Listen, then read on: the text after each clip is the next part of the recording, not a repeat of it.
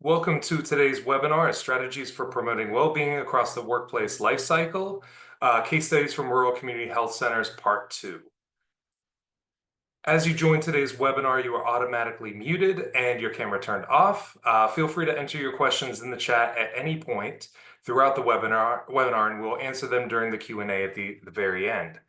During Q&A, if you also want to come live onto the, or ask a question live, I should say, feel free to raise your hand to ask your question, and we will unmute or ask you to come on and unmute your line.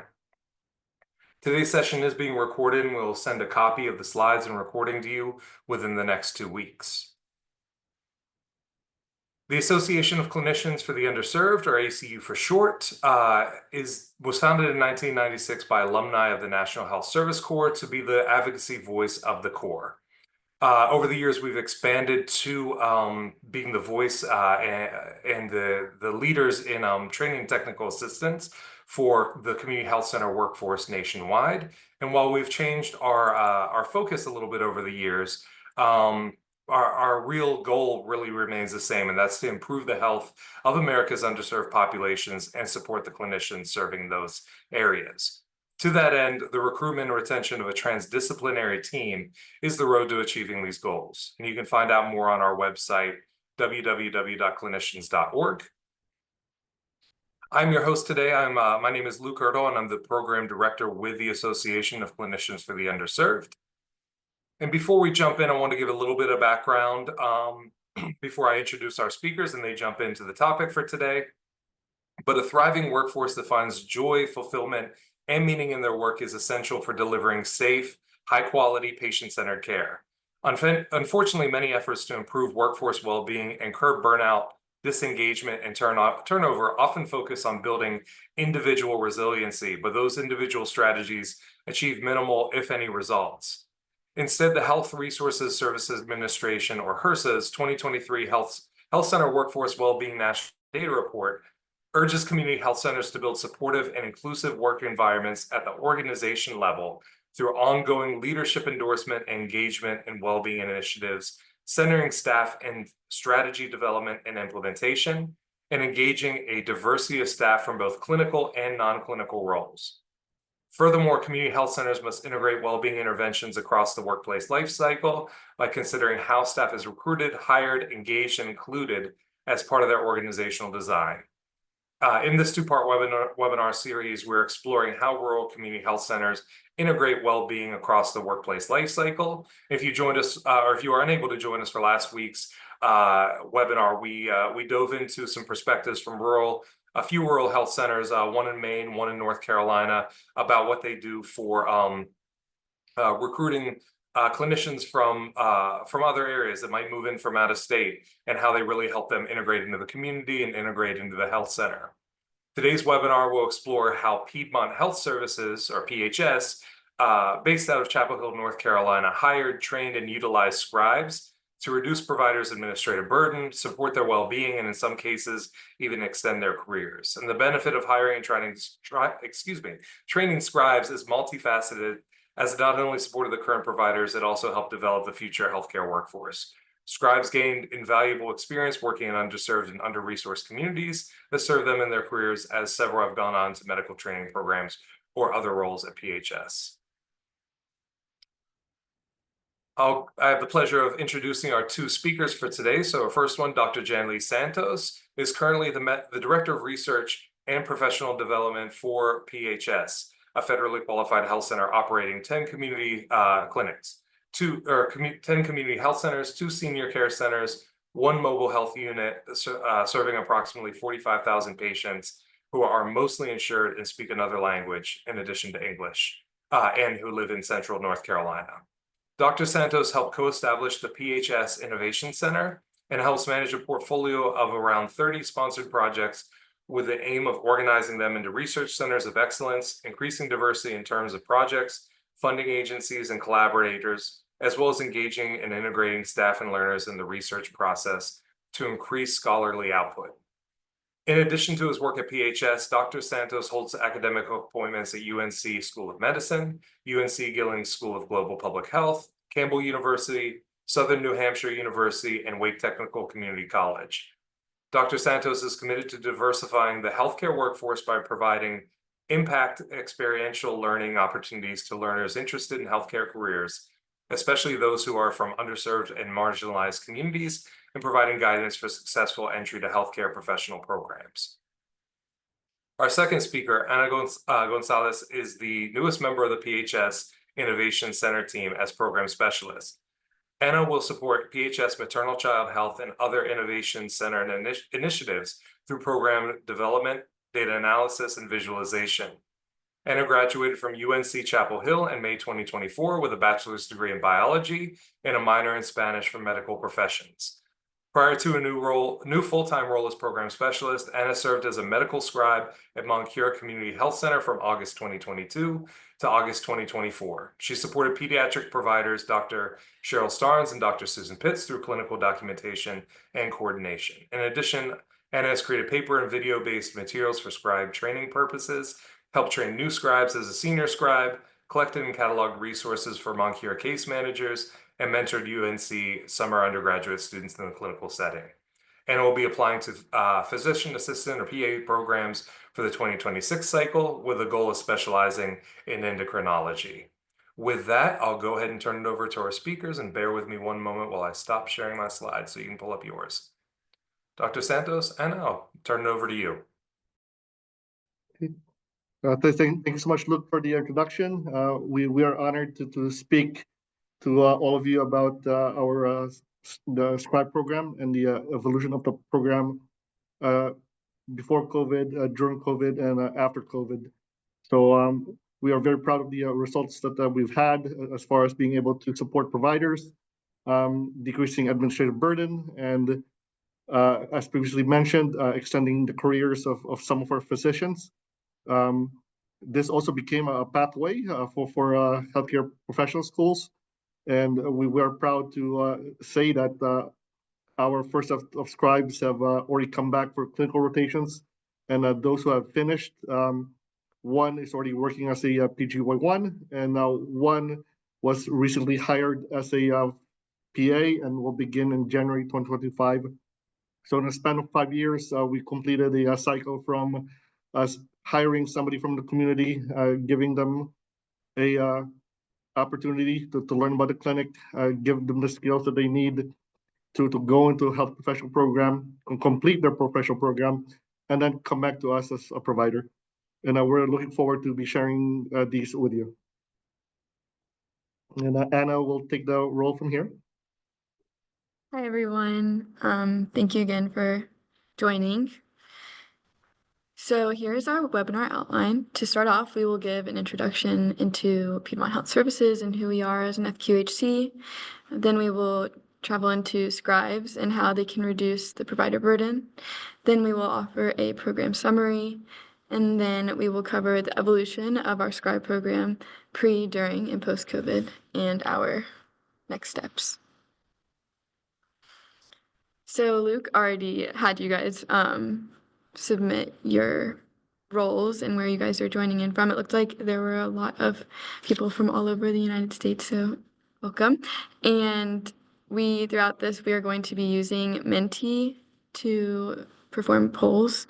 So if you guys could scan the QR code or navigate to menti.com, the code will be put up on the screen whenever we do one of the Menti polls. But I'll give you guys a minute to scan this QR code and navigate to that website.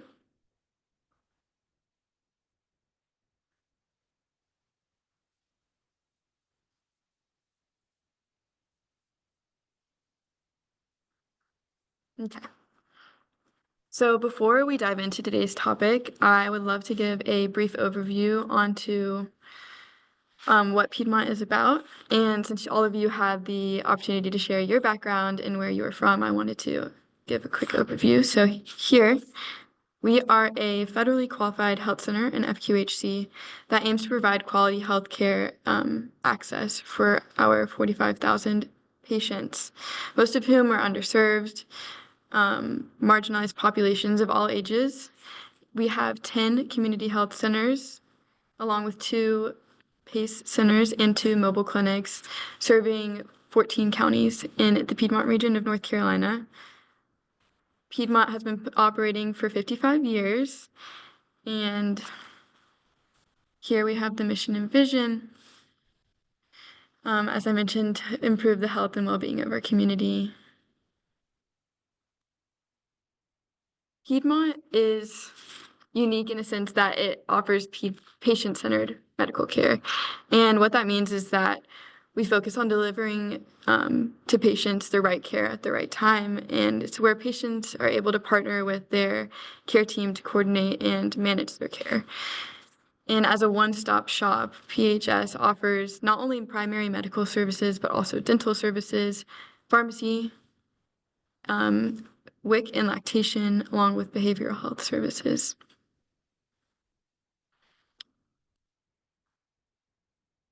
So I would like for everyone to navigate to Menti. We're going to conduct the first question.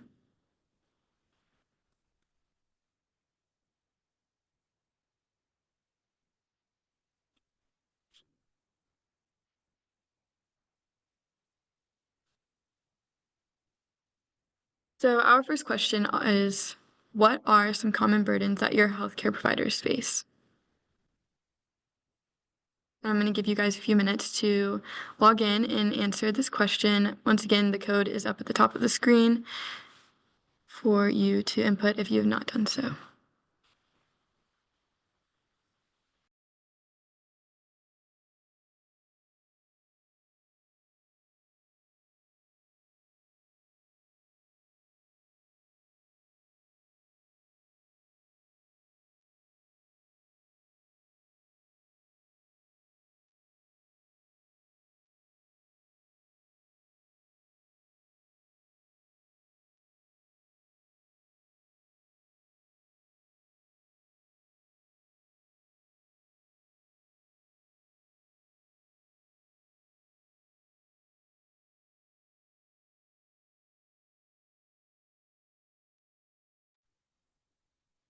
It looks like we have some people putting in their responses, so thank you guys for doing this. It looks like our most common answer is staffing, along with language support, administrative inbox, too much paperwork, lack of support, overwork, burnout. These are all really, yes, these are common burdens that I think a lot of the providers at PHS also face and had concerns over. Luckily, we have somewhat of a solution with our scribe program. We hope to help decrease these burdens. Too many click boxes. Okay, yes. Okay, thank you guys all for inputting. I'm going to stop the Menti and navigate back to our presentation.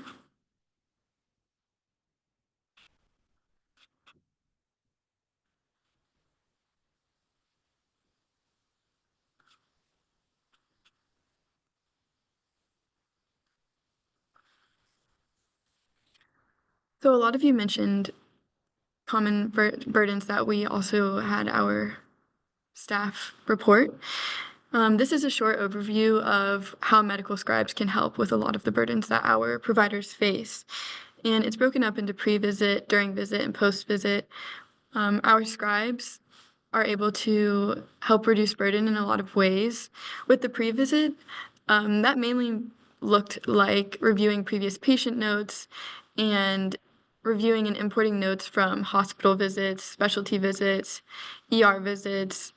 A lot of the providers have patients who are complicated and see other specialists and often need that input in order to provide quality care. And so scribes are able to help navigate these new visits that might have happened in between their visits with their primary care and can provide their provider with a short overview of what they missed. They can also clean up the problems and medications lists and administer screenings. So for Piedmont, that looks like administering a PHQ-9 screening while the patient is being roomed before the provider goes in to see them. During the visit, obviously the scribes their main role is with clinical documentation, and they're able to navigate the HPI, the past medical history, review of symptoms, physical exam, and put all of this information in while the provider can focus all of their attention to the patient. They're also able to update problem lists while the patient is describing what's going on and why they're here for that day. They can put in orders and referrals and prescriptions, and typically that happens during the visit. So a referral to a new specialty provider, a new medicine prescribed. They can also prepare and print off the patient instructions and help outline the plan and assessment to give the provider a little bit of an easier time recounting what they had gone over in that visit. As far as post-visit, they are capable of scheduling follow-up visits, coordinating with the care team, because as I mentioned before, PHS functions as a one-stop shop. So for scribes, they were able to also take on the role of coordination of care whenever a provider was finished with the visit and the patient mentioned that maybe they had an SDOH issue. Our scribes were able to notify our care managers on site and have them come meet with our patient. So they were really instrumental in our comprehensive care that PHS is focused on. And they also can guide the patients to labs or pharmacy afterwards, ensuring that the patient is seen by all parts of PHS that they need to be seen by that day. So with the added support from scribes, we have seen happier providers. The scribes have been able to relieve these providers from documentation and other tedious tasks that kind of bogs down our providers, allowing the providers to focus more of their attention to their patients and allowing them to provide enhanced patient care without sacrificing efficiency, which I think is the key takeaway from this is that not only are we able to improve care for our patients, but we're able to improve efficiency for our clinics. And what that means is they have less interaction with their computer and they have decreased time charting post-visit. So even the navigation from patient to patient is able to be sped up. There also is a form of career extension. So for some of our providers who are a little older and maybe don't have a lot of experience with technology, whereas before that would have hindered their ability to document and be efficient in the clinic with the new technology, now we have scribes who can come in and help them navigate the technology and help keep them current with technological updates.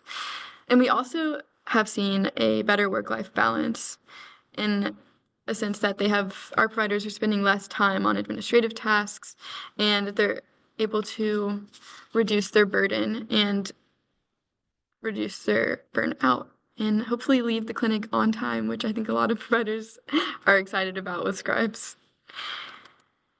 And as a testament to this, we have our first provider testimonial. So we have our provider testimonial from Dr. Melissa Gilmer-Scott, who is an experienced family medicine physician in our Moncure Clinic, which is a rural clinic of ours. So I have highlighted here some of the important key takeaways from Dr. Scott's testimonial, but as far as enhanced patient care, she mentions how scribes have allowed for her to focus on her patients, and especially those with complex medical needs. In terms of improved efficiency, she speaks about how she used to spend hours outside of clinic with her administrative tasks in terms of finishing and completing documentation, and scribes have significantly reduced this administrative burden for her, and she can now leave the clinic at a reasonable hour knowing that her notes are complete. And I really, really would love for you all to read this last sentence that she has here. She states, "I really appreciate this team approach for managing my complex medical patients, and I do not think I could continue to focus on this population without them," which that means a lot coming from a scribe background myself. As Luke mentioned, I did scribe for PHS before, and that's, I think, really special that we're able to enhance patient care and also improve the work-life balance for our providers. So we have happy patients and happy providers. We also have Dr. East, one of our other providers at PHS at the Montcure location as well. And she, if she would like to come off of mute and provide a testimony, that would be great. Hi, yes. Hopefully you can hear me. I just wanted to share, I mean, my experience working with the scribes has been great. The after work, after seeing patients, it reduces the after work for me by about 3 hours per day. I'm one of the less efficient charters, so it's made a huge difference. But also, the difference it makes is that when I'm with the patient, I can like look at the patient, pay attention to what's going on, and try to provide the most complete, thorough care at the time, rather than getting sucked into the computer screen and trying to find where I'm supposed to enter something or get the refill put in before it's too late, etc. Another part, so I feel like it's elevated the level of care that I'm providing. But the other part is that having someone to share this experience with the patient in the room, and to be a mentor, but also just this, often it's very moving when you're in the room with patients, and to have someone share that experience with you makes a big difference in just satisfaction with the day. And I think that's been a big part of why I enjoy working with scribes so much as well. Thank you. Thank you so much for sharing. That was very appreciated. So moving on to our next slide, we have scribe demographics. So this is a overview of the scribe team that we have had go through at Piedmont over the last 5 years. So with a total of 38 scribes who have been employed here at Piedmont. As far as gender, our program has attracted a fair mix of both male and female, leaning towards female, with the average age being 21.7 years old.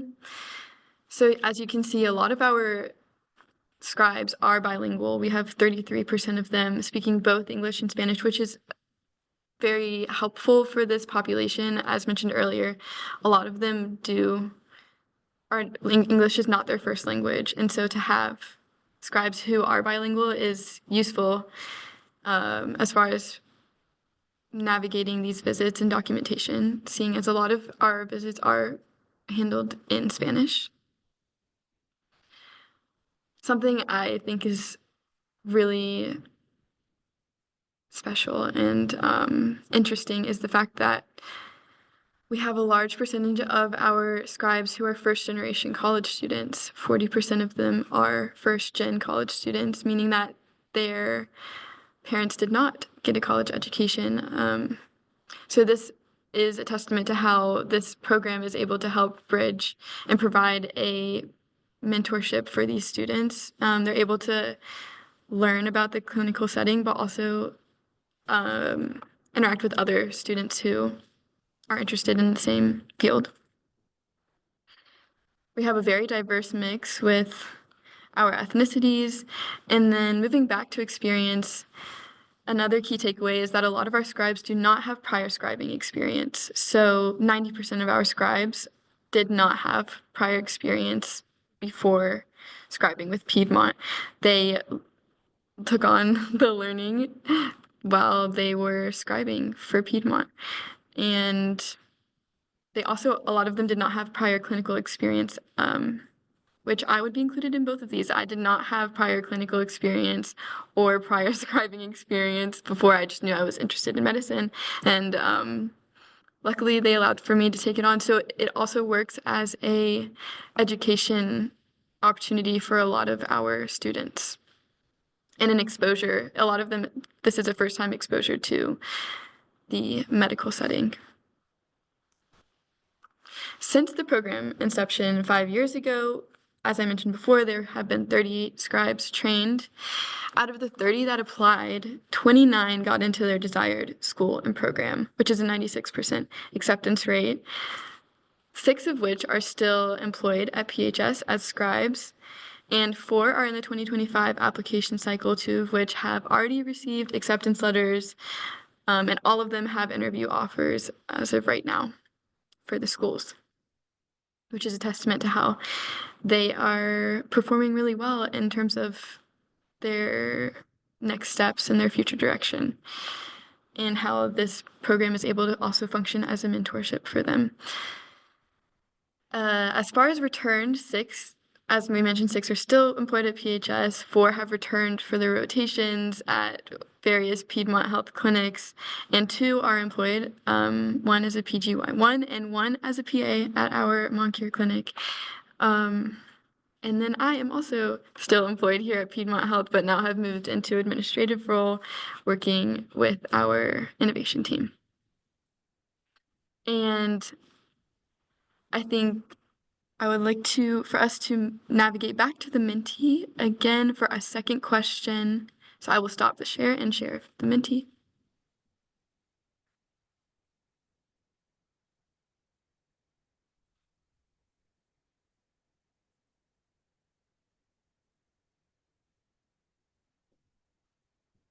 So for our next question, we have, what are common barriers learners face when pursuing a health career?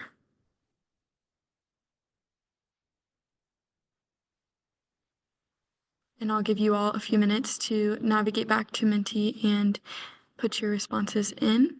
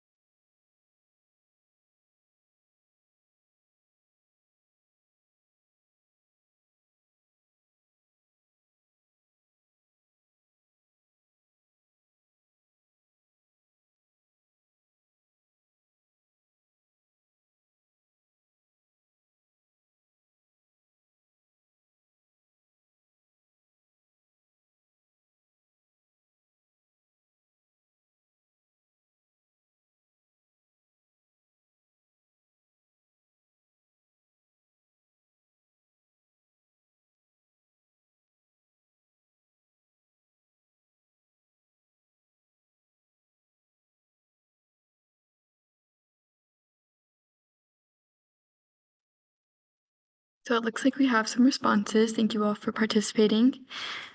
Some things that were mentioned were our financial barriers, yes, clinical experience, prerequisite courses, opportunity. I think opportunity is a very large barrier. I think knowledge of opportunity is, in terms of knowing what's out there, lack of experience. Yes. So I would agree with a lot of the barriers that you all have mentioned. And I think that this scribe program does a great job at challenging a lot of these and challenging these ideas of needing to have prior experience before entering into a clinical setting. And I'm sure a lot of you have questions about how we were able to do that and it be successful in terms of having our scribes with a lot of who did not have a background in the medical field, yet we were still able to have a successful scribe program where we were able to reduce provider burden. So Jen Lee will take it from here and explain the evolution of our scribe program and how scribes have been supported, how scribes have been able to support PHS and how PHS has in turn supported these scribes. So I will stop my share and navigate back to the PowerPoint.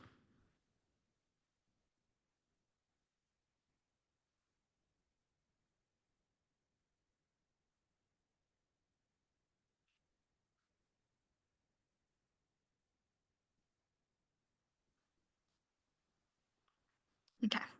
Thank Jenny? you so much, Anna, for your talk and the description of the demographics and roles of the scribes and their impact. I just wanted to challenge everybody that based on the previous mentee that experience, opportunity, and financial barriers are some of the hindrances towards a healthcare career. And for us, community health centers who are embedded in the community, we may want to rethink about some of the things that we are doing in order to provide some of these opportunities for learners and students so that they can get to where they want to be and then hope and then become providers and then come back to the community. So when we're looking at Piedmont, we consider ourselves as a provider of jobs. And we know that having an income improves access to healthcare. Next slide. We are a provider of services, first and foremost, and increased access to healthcare results in healthier people. And then lastly, we can think about being a place for learning, provide an opportunity for those who are in the community or those wanting to gain experience to gain new skills. These can address social determinants of health by providing an increase in earning potential, elevating social economic status, which can then all lead to healthier lives. Next slide. Okay. So when we look at the program, we have really become a pathway to an entry-level health career. On the right side, we're just showing the diversity of universities that the scribes have come from. Most of them are undergrads or recent graduates. So we have UNC, Duke, HBCUs, some all the way to Harvard. I recently hired somebody who was a 10-year veteran of the United States Air Force. Therefore, we can, at Piedmont can provide the training and the necessary experience for them to have a position such as a clinic support staff or a project management admin position like Anna did. Next slide. Okay. And then once the scribes have received experience and some guidance, these are just a small number of the schools that they have gotten into. So we have sent a lot of scribes to UNC School of Medicine, one or two to ECU, several to DO schools, and 2 to 3 to PA schools. So not only do we become a place for learners to gain experience, but then we can also be a guidance and a pathway for a health professional school. And next slide. And then this in turns could provide a pipeline for staff for Piedmont for future purposes. And then lastly, when we consider these things, our collaborations and partnerships with these schools can lead to current PHS staff development. So next slide. Our collaborations have resulted in our staff getting faculty positions, receiving opportunities for guest lectures, project collaborations, and then most of all, funding opportunities. Us being a not-for-profit in a resource-limited setting, we were always looking for innovative ways to generate revenue and training students, getting them into programs have resulted in funding opportunities that was not otherwise available prior. Next slide.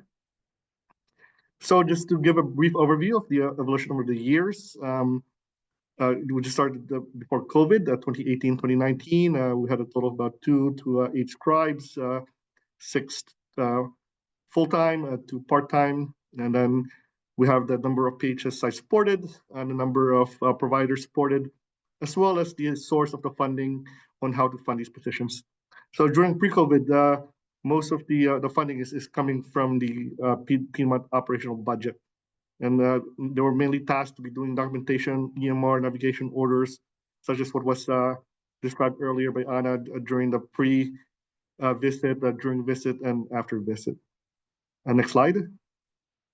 As we moved into COVID, the COVID provided some additional funding opportunities, as well as the need for additional staff to do COVID testing and COVID vaccination.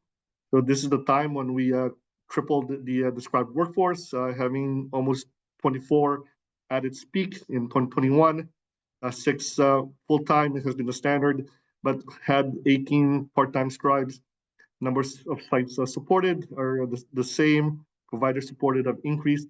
And then the funding source for these workforce became the grants.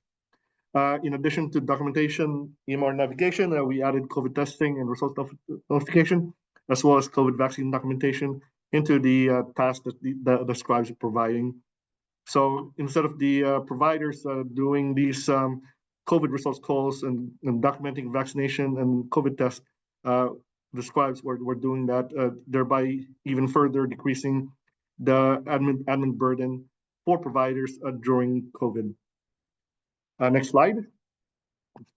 As we move post-COVID, we have temporarily decreased the number of scribes due to funding and new initiatives going at Piedmont. We decreased to 2 full-time, 4 part-time.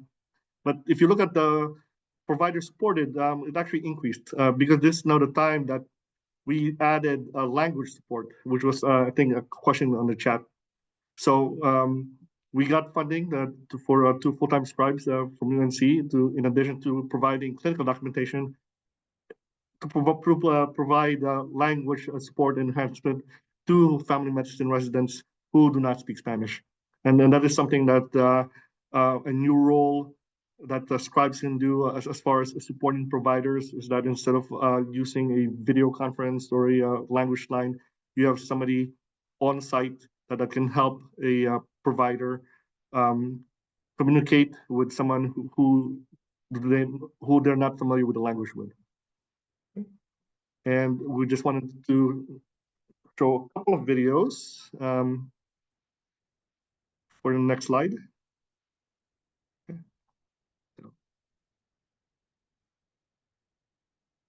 Okay. So we just wanted to show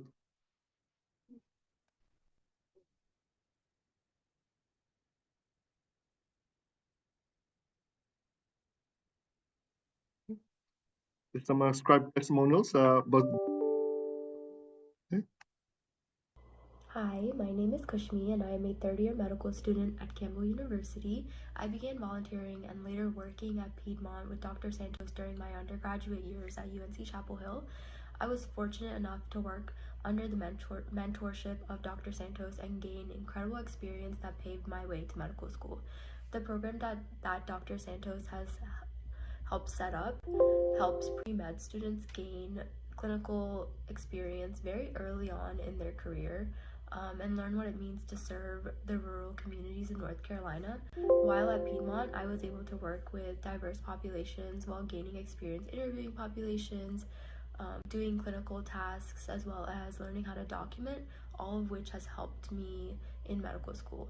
I can honestly say my experience at Piedmont has helped me excel in some clinical skills classes in medical school and has helped me become more comfortable talking to patients on my clinical rotations, as I have done this before, and having had that experience really sets me up for success. He will go out of his way to help you in any way that he can. He is truly one of the best mentors I have ever had, and I continue to recommend this program that he has set up at Piedmont to undergrad students looking for medical experience, whether they want to go to PA school or pharmacy school or med school. This is a really good place to start.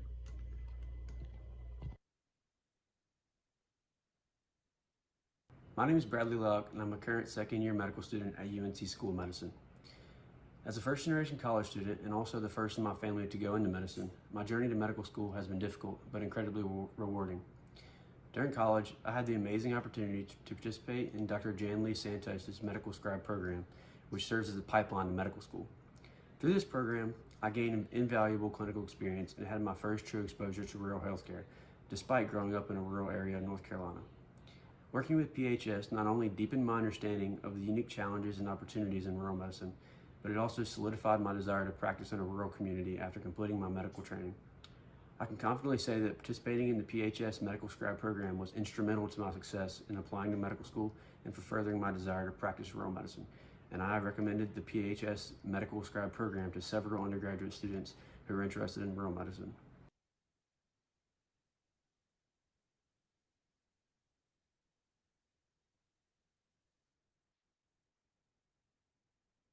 yeah, so those just a couple of scribe testimonials that we've had.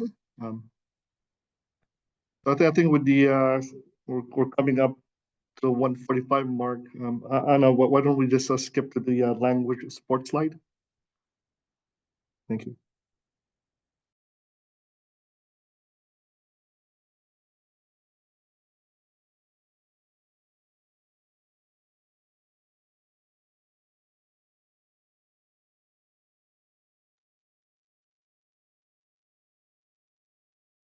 So as we said earlier, and this was addressed in the chat, that the one of the newer task that we have incorporated in the scribe role is language support. We have mostly 50% Spanish speaking patient population base, and some of the providers that we have do not speak Spanish. And by providing a on-site clinical support staff that can help with language translation and or interpretation, we have been able to decrease the interpretation or language barrier as far as the provider being able to interact effectively with the patient. So currently we have two that are serving these roles. Araceli Lopez, she's actually a 10-year United States Air Force veteran and is planning to enter a nursing school. And we also have Noemi Lopez, who is currently in the application cycle and have already received 2 interview offers. So these scribes are working in the Prospect Hill Community Health Center and Sadler City Community Health Center, which serves as the UNC Family Medicine Residency Continuity sites. There are a total of 18 residents at that site, with 6 per graduate year. And we basically have a schedule where the scribes are supporting those who need language support the most, and then rank them to who needs them the latest. Therefore, there's some continuity as far as the scribe being able to work with 1 provider per day. Next slide. I will take it over from here, Jenny. As far as future direction, so along with what Janley mentioned earlier with the language support and how we have evolved into incorporating that into the scribe roles, we are also going to hopefully begin to incorporate outreach into our scribe roles. So here we have a PHS, Preventative Medicine Residence work that was recently completed through Piedmont, Dr. Karina. She worked on a project at PHS involving targeted outreach to our diabetic patients that were behind on their necessary follow-up appointments and screenings that they needed in order for their disease management. And what she did with her program was she called a total of 93 patients, and out of those 93, 65 answered, and she was able to schedule them with a appointment with their PCP or prevent blindness or a nutrition foot exam. Those are all important in terms of diabetes management. And with PCP, they made sure to include an A1C check. And out of the 60 or the 29 that were scheduled with the PC, or out of those that were scheduled, 68% showed up to their visit, which is an improvement from our normal no-show rate. And we were able to see that a targeted outreach program was effective in patient re-engagement, and we hope to utilize our scribes and a volunteer student workforce to continue to do this outreach, and with not only our diabetic patients, but our other patients with chronic illnesses that require these regular routine follow-ups that maybe they have not gotten. We're focusing on patients with unmet healthcare needs. So that looks like those with chronic illness, or maybe a child who has not had their well child check that they need to get annually. And here on the right side of the screen, we have some of the students that have already worked to help establish this new workflow. And I think this is also a testament to how Scribe's role at Piedmont is ever evolving and is customizable to the needs of our clinics at the time. So right now that looks like outreach and language enhancement. Thank you all for the presentation, and now we can move on for the question section. Luke. Thank you so much, Dr. Santos and Anna. As I was just saying, we'll go ahead and open it up for questions. So feel free to put any questions you have into the chat, or if you would like to come and ask the question live, please feel free to raise your hand. We'll give it a second before jumping into any questions, see if anything comes in. And I did have a couple questions. In the meantime, one thing that immediately came to mind as you were going through the presentation, I really loved how you broke out the funding sources, whether it's covered from operational funds, grants, if it was through internships, things like that. Has PHS ever considered, looking into state funding or something along those lines to be able to support future, since it is helping to support future workforce, is that something you've looked into? Even feasible, a possibility? Just wanted to ask that question first. Thank you, Luke. That's actually in process right now. We are writing a collaborative grant with UNC.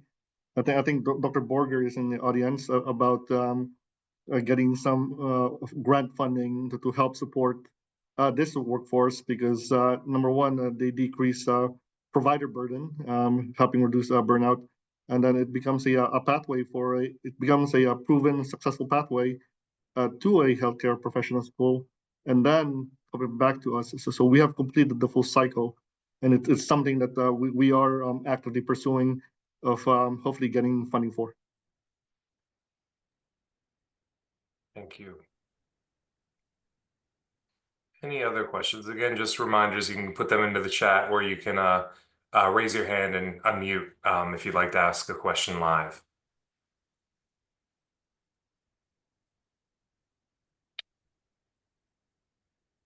One other question as you were going through this that I want to get your perspective on is oftentimes we hear that scribes might be, outdated as AI as it really builds steam and become, you see more solutions for AI for, reducing, provider administrative burden.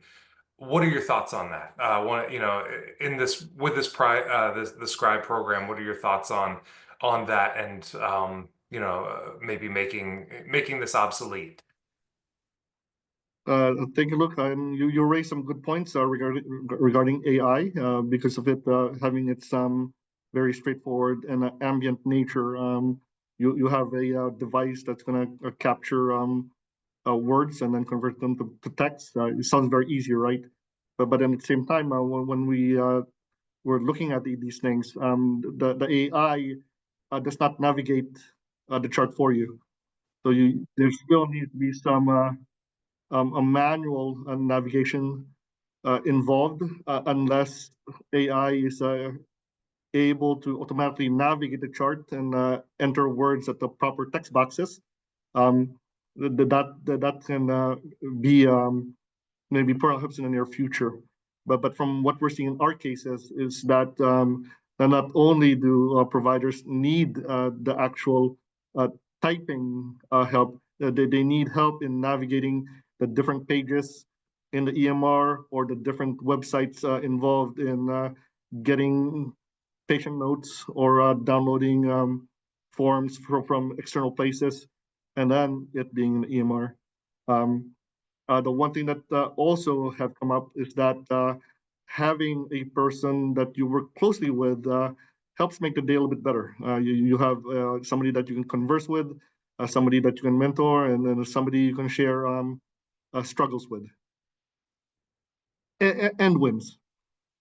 Something else, if I could add in, is that scribes also, with AI, obviously that would help with the documentation aspect of things, but scribes at PHS operate in other ways as well in terms of how they are able to help support clinic staff with, if our MAs are behind, they're able to step in and help with check-ins, or as I mentioned before, with care coordination and improving the speed of the visit and reaching out to all those different people so that our provider doesn't have to. I think that's another thing to touch on, is that our scribes do more than just documentation. Thinking long term as well, unless AI is going to be replacing providers altogether, it's not going to be solving future workforce shortages. And as you were pointing out, this is, with all the data, which I appreciate you bringing up, that it's providing opportunities for people who, maybe first-time college students or first generation college students, or don't have haven't had scribe or medical experience in the past. So opening up some of those opportunities, which I think is a very important piece in there. And as Teresa was saying in the comments, that that she had the same question, that so many EMR vendors are enabling AI features, so a lot of clinics now only use AI and no longer use scribes. But in other cases where I think it was a very early on question, somebody pointed out, or asked, what do you do if you have a provider who doesn't want to scribe? Well, maybe they're a great candidate for AI, and others who want to have a scribe in the office. Makes sense to be working with a scribe, since that is helping the future workforce. And Yeah. Dr. East added in chat that the scribe role will evolve in the future, and potentially the name might change also, right? Documentation specialist, EMR navigation, or maybe a flex position, because these are highly educated, highly motivated individuals that are willing to, for the most part, fill any gap in the care team. So when we look at, say, like a fantasy football team, right, you have a flex position there. The scribe can be that flex position that can serve several roles if trained properly, or when properly trained.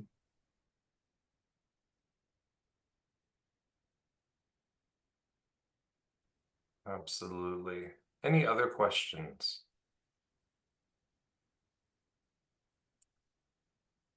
Just give it a minute if anybody else wants to put something into chat.